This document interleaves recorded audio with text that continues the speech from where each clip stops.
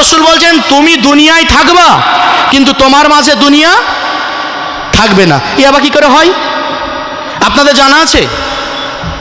দেখুন, বিরক্ত হলে, বোরিং হলে আমাকে ইশারা করবেন, আমি অযথা সময় নষ্ট করব না, কিন্তু আপনাকে কোরআনের আয়াতের দিকে নিয়ে যাচ্ছি। আল্লাহ রাসূল সাল্লাল্লাহু আলাইহি ওয়াসাল্লাম বললেন কি, দুনিয়ার মাঝে তোমরা থাকবে কিন্তু তোমাদের মাঝে যেন দুনিয়া না থাকে। কি করে? কি করে? আপনারা কি বলবেন? কেউ জানছেন এই ব্যাপারটা? একটু হাত উঁচু করে বলুন না। আপনাদের দেশে নৌকা দেখেছেন? নৌকা রেল লাইন দিয়ে চলে, আকাশ দিয়ে, ন্যাশনাল হাইওয়ে দিয়ে। আপনাদের এই দেশে বন্যা এসেছিল কত সালে? এর আগে? তারপরে 2000-এর পরে 24-25 বছরে আসেনি। এখন আপনার গ্রামে যদি কেউ নৌকা বানায় তো লোকে হাসবে না? হাসবে না? বলে যদি একটা ঘোড়ার গাড়ি বানাতো, টুকটুকি বানাতো, তাও চলতো। এটা কি করতে বানাচ্ছে? নৌকা বলছে আমার কোনো মূল্য নেই, বছরের পর বছর তৈরি করে মসজিদের সামনে পড়ে আছে, কেউ মূল্য দেয় না। হঠাৎ করে 2000 সালের বন্যা এলো, তখন দৌড়ে কে যেন এসে বলল, মৌলভী গোলাম হায়দার তোমার নৌকাটা বেচবা নাকি? বলে দাম কত নেবা? 35,000 টাকা। নৌকা মনে মনে আনন্দিত হয়ে বলছে, আমার যে 35 পয়সা মূল্য আছে এটা আমার জানা ছিল না, আমার দাম 35,000 কি করে হয়ে গেল? নৌকা এক দামে কিনে নিল। নেওয়ার পরে আমাকে কেউ ছুঁয়ে দেখতো না, সবাই টোটোতে চাপতো, ট্রেনে চাপতো, প্লেনে চাপতো, আমার উপরে কেউ চাপতো না। আমি পর্বতপুরে বছরের পর বছর ছিলাম, কিন্তু যখনই বন্যা এলো আমার উপরে যারা চাপছে, শুধু চাপছে তা নয় গো, আমার উপরে চাপার ভাড়া পর্যন্ত দিচ্ছে। বুঝতে পেরেছেন না পারেননি? এই নৌকা তখন মনে মনে বলছে, আমার এই মান সম্মান এত দাম কে বাড়িয়ে দিল? আপনারা বলেন কে বাড়ালো? এই দেখেন পর্বতপুরের লোক খুব জ্ঞানী লোক। কে বাড়িয়ে দিল? পানি। পানি হাকিকাত বাড়াচ্ছে আল্লাহ, কিন্তু মাধ্যম মিডিয়াটা কি? পানি। তখন পানিকে বলছে, মাঝ নদীতে গিয়ে পানি আর নৌকার কথা হচ্ছে, নৌকা পানিকে বলছে, জানিস ভাই তুই ছিলি না তো 35 বছর, আমাকে কেহ পেশাব ভিত্ত যায়নি, আর তুই যেমনই এসেছিস আমার উপরে চাইপিয়ে আবার ভাড়া দিচ্ছে, তুই আমার মান সম্মান ইজ্জত যৌবন সব ফুটিয়ে দিয়েছিস, তোর থেকে আর আপন জন আর দুনিয়াতে আমার কেউ নাই। পানি বলছে, তাহলে ভালো করে বুঝতে পারিয়েছো তো? বলে হ্যাঁ। ঠিক আছে চলতে থাকো। পানির ওপরে নৌকা চলছিল, মাঝপথে নৌকা যদি বলে, তুমি যখন আমার এত পরণ বন্ধু, তুমি এতক্ষণ ধরে তোমাকে বাইরে রেখে কথা বলছি কেন? বেয়াদবি হয়ে গেল। নৌকা যদি তার একটা কপাট খুলে দিয়ে বলে তুমি একবার ভিতরে এসো, তাহলে নৌকারও বুনবুনি ঠান্ডা, প্যাসেঞ্জারও ঠান্ডা। ঠিক বলছি না ভুল বলছি? আমার রাসূল বলছেন, দুনিয়ার উপরে এইভাবে থাকবে তুমি, কিন্তু দুনিয়াকে যেমনই নিজের ভিতরে আনবা ওই নৌকা ডুবির ঘটনা ঘটবে। এর থেকে কিভাবে বুঝালে আপনারা বুঝবেন? আপনারা বলুন। আমরা দুনিয়ার মধ্যে থাকবো কিন্তু দুনিয়া আমাদের মধ্যে থাকবে না। আচ্ছা চলুন, কোরআন মানব সভ্যতার জন্য কি অবদান রেখেছে একটু আপনাদেরকে না বোঝালে হবে না, তাই কোরআনে পাক থেকে আয়াতে কারিমা তেলাওয়াত করেছি। আমরা কেমন করে চলবো? আচ্ছা, পর্বতপুরে রাত দিন মিলে ক ঘন্টা?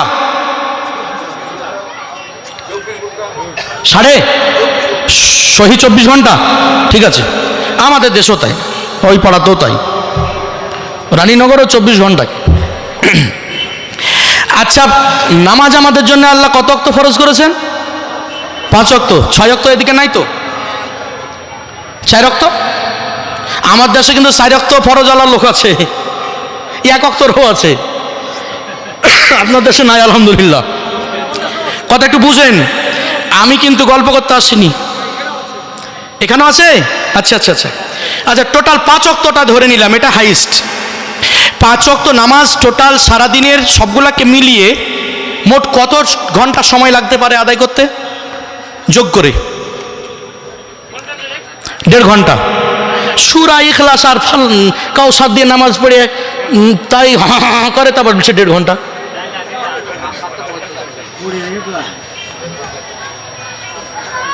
চব্বিশ ঘন্টার মধ্যে আপনারা 1.5 ঘন্টা বলেছেন, আমি আপনাদেরকে শ্রদ্ধার সঙ্গে গ্রহণ করলাম, আর আমার পকেট থেকে আরো আধ ঘন্টা যোগ করে 2 ঘন্টা করে দিলাম।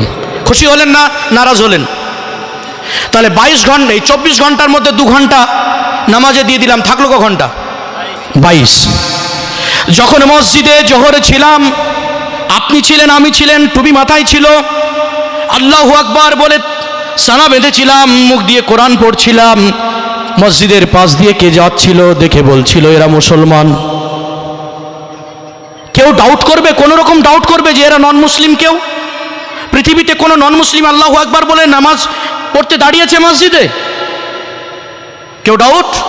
ভিতরে কেউ মুনাফিক আর নিফাক করতে গেলে আলাদা জিনিস, কিন্তু ফোকাসটা ইসলামের দিল কি না? কথা বলছেন না কেন? 24 ঘন্টার 2 ঘন্টার ইসলাম পেলাম মসজিদে।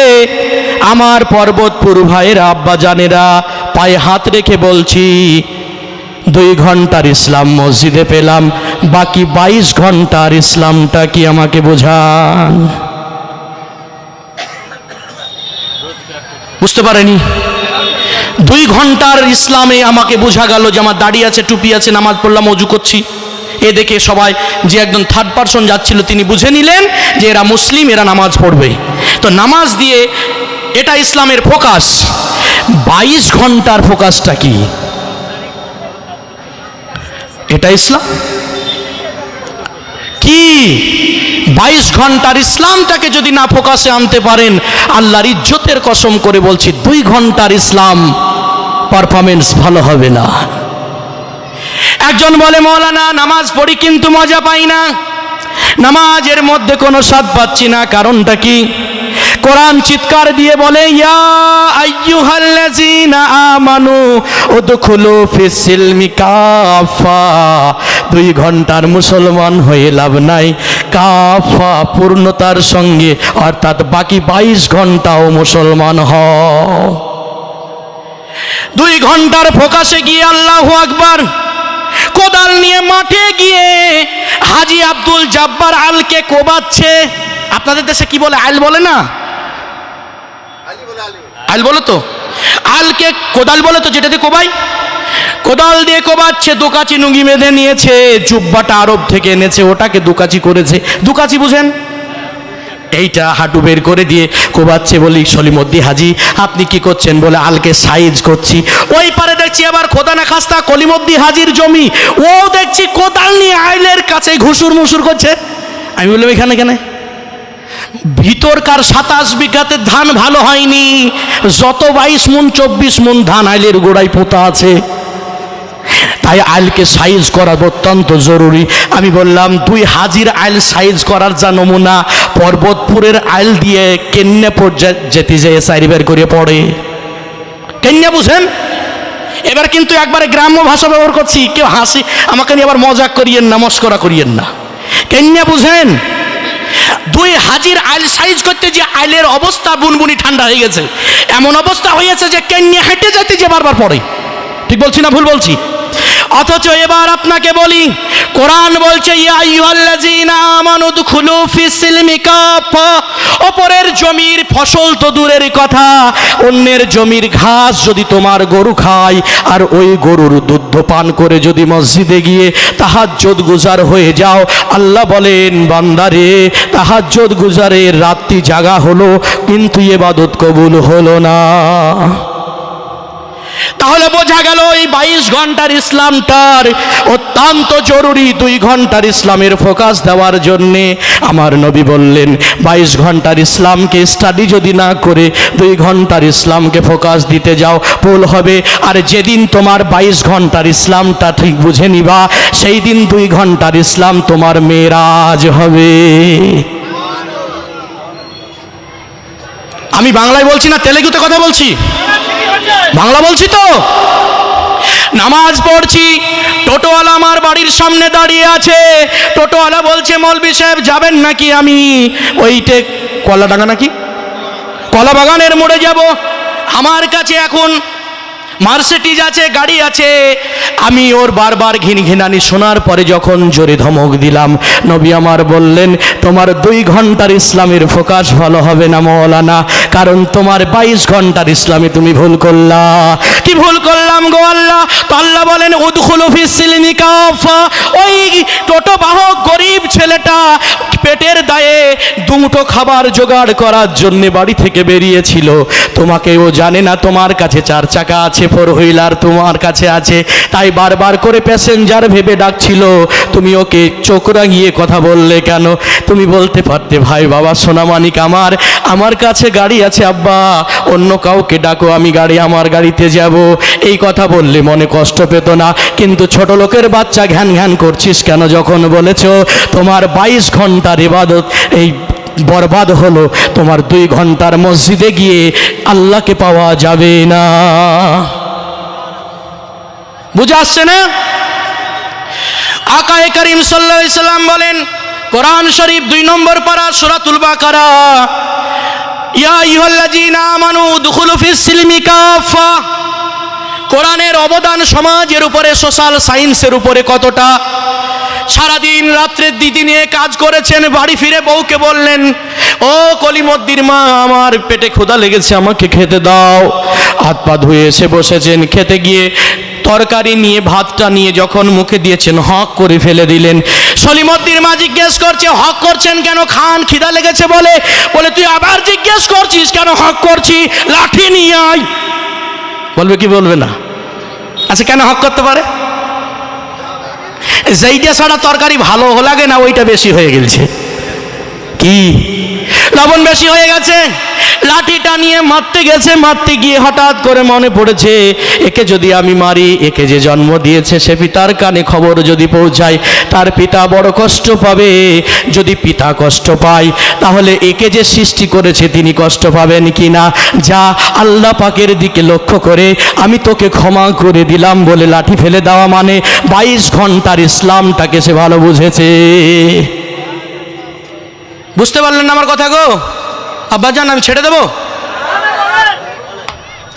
ইয়া আইয়ুহাল্লাযীনা আমানু উদখুলু ফিস সিলমি কাফা ওয়া লা তাত্তাবিউ খুতুওয়াতিশ শাইতান ইন্নাহু লাকুম আদুউম মুবিন। বড় ভাই হয়ে ছোট ভাইয়ের জমিটাকে ব্যাগডেতে রেজিস্ট্রি করে নিয়ে, রেকর্ড করে নিয়ে মক্কার হাতিমের কাবা শরীফের পাশে হাতিম শরীফের উপরে জায়নামাজ পড়ে বলছে, আল্লাহুম্মা গফির লানা ওয়ারহামনা। আল্লাহ গো, আমাকে ক্ষমা করে আমার উপর দয়া করো।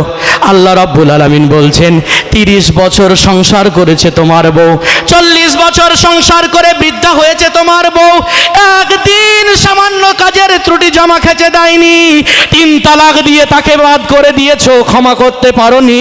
তুমি যখন তোমার 40 বছরের ভালোবাসা ভুলে গিয়ে একদিনের ভুলে ক্ষমা না করে তাকে বাদ করেছো, তোমার মুখে আমার কাছে রব্বানা ফাগফির লানা মানাইনা। তুই নিজে ক্ষমা করা পছন্দ করিস না, তুই আমার কাছে ক্ষমা চাস কি করি? কথা বুঝতে পারলেন না আপনারা? রাগ করছেন আব্বাজান?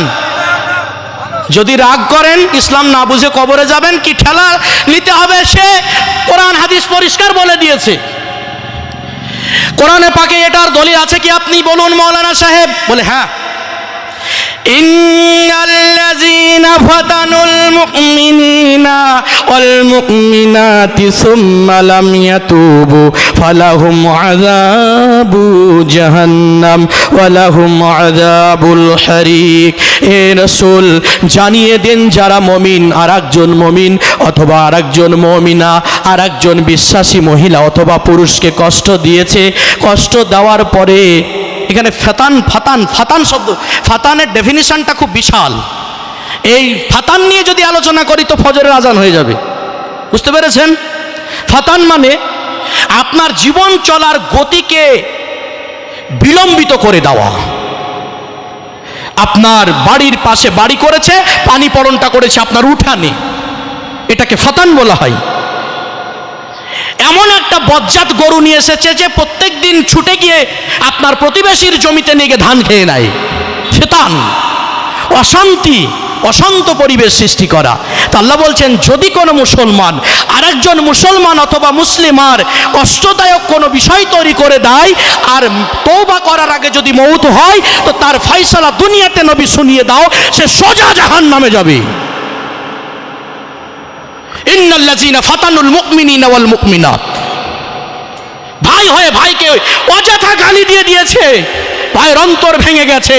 রাসূল বলেন ক্ষমা নেওয়ার আগে তওবা করার আগে যদি মউত হয়ে যায় জাহান্নাম তার ঠিকানা।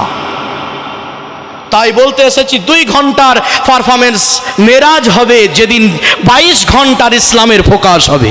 জোরে বলুন ইনশাআল্লাহ, হাত উঁচু করে বলুন। আপনারা বোরিং হয়ে গেছেন? বোর হয়ে গেলে মানে ক্লান্ত হয়ে গেলেন? চলুন ফাতান জি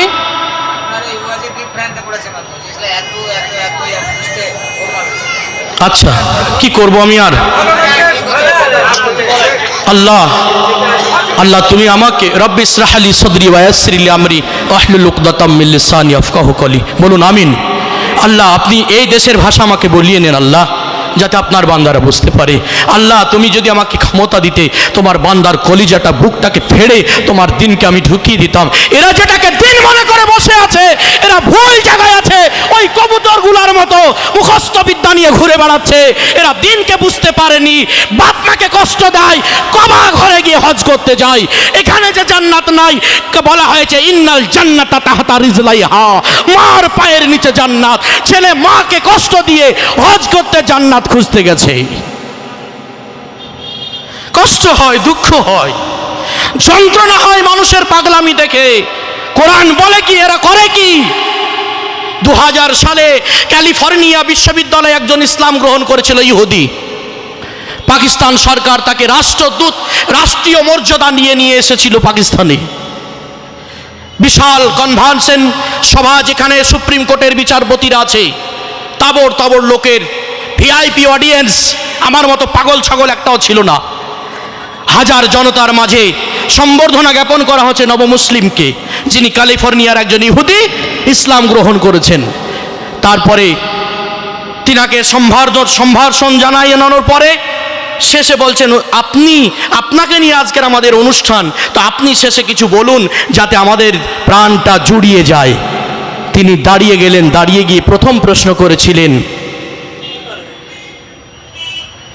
কোরআন কি বাইবেলের মতো 2টা অডিশন আছে? নিউ টেস্টমেন্ট, ওল্ড টেস্টমেন্ট, নতুন এডিশন, পুরনো এডিশন, এরকম কোরআনে কি আছে বাইবেলের মতো? বাইবেলে কিন্তু এটা আছে ভাই, জানেন তো? সে কেন বলে? এর জন্যে দেখুন বক্তৃতা দিচ্ছে কে? যার মুখের কথা শোনার জন্য অত ভিআইপি হায়ার এডুকেটেড পার্সনেরা বসে আছে চাতক পাখির মতো।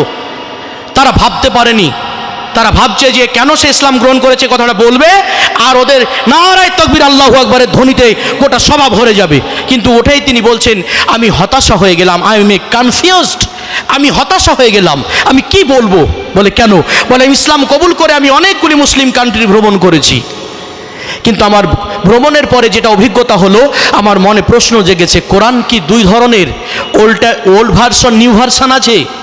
বলেন না। বলে যদি তা না, আপনার মনে এই প্রশ্ন কেন? বলে আমি যে কোরআন বিশ্ববিদ্যালয়ে পড়ে ইসলাম কবুল করেছি, সেই কোরআনের সঙ্গে পৃথিবীর মুসলমানদের মিল পাচ্ছি না।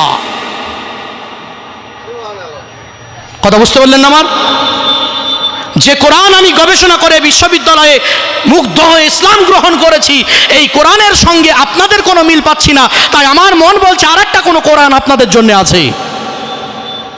এর থেকে ন্যাক্কারজনক কথা কি হতে পারে? জলসা করে গেলেন, সারা জীবন জলসা করলেন, ওয়াজ নসিহত শুনে গেলেন। এইগুলা কিসের জন্য করা হয়? দিনকে বুঝার জন্যে, রাসূলুল্লাহ সাল্লাল্লাহু আলাইহি ওয়াসাল্লামের রিসালাতকে বুঝার জন্যে। কি বুঝলেন? যে আপনি প্রশংসা মানে কি জিজ্ঞেস করলাম, তো অনেকে হাহুতাশের মতো তাকিয়ে থাকলেন। পায়রাগুলা যেমন ধরা পড়ছে, তারপরও বলছে শিকারি আয়েগা, দানা ডালেগা, জাল ফেলায়েগা, লেকিন ফাঁসনা নেহি। হ্যাঁ, এই তো আমাদের অবস্থা। ইল্লা মাশাআল্লাহ, আমি সবাইকে বলছি না, কিন্তু আপনাদের উপর আমি অধিকার রেখে কথাগুলি বলছি। আপনাদেরকে আমি ভালোবাসি আর আপনারা আমাকে আমার থেকে বেশি ভালোবাসেন। ঠিক বলছি না ভুল বলছি? তাই দুজনের ভালোবাসার অধিকারে দাঁড়িয়ে কথাগুলি বলছি। কোরআন বলছে, ইয়া আইয়ুহাল্লাযীনা আমানু দুখুলু ফিস-সিলমি কাফা, হে বিশ্বাসী সম্প্রদায়, তোমরা ইসলামে পূর্ণতার সঙ্গে প্রবেশ করে যাও। অর্থাৎ আংশিক ইসলামে গ্রুপ প্রবেশ করেছি, এটা আমরা স্বীকার করি আর না করি আল্লাহ দেখে নিয়েছেন। কে দেখেছেন? বিশ্বাস করেন না আল্লাহ আপনাকে দেখছে, আমাকে দেখছে? বলুন হাত উঁচু করে। আজকের জলসায় কিছু শিখে যদি যেতে না পারেন, একটা মন্ত্র আপনাদেরকে শিখে যেতেই হবে। রাজি আছেন?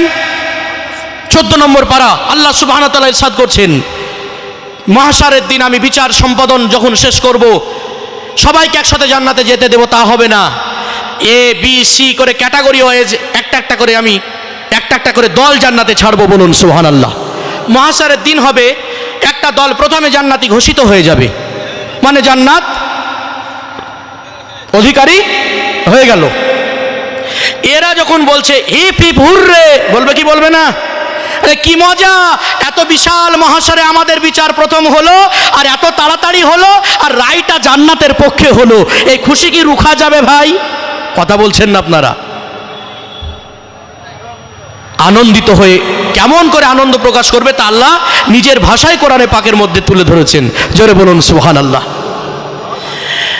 কি দারুণ ব্যাপার!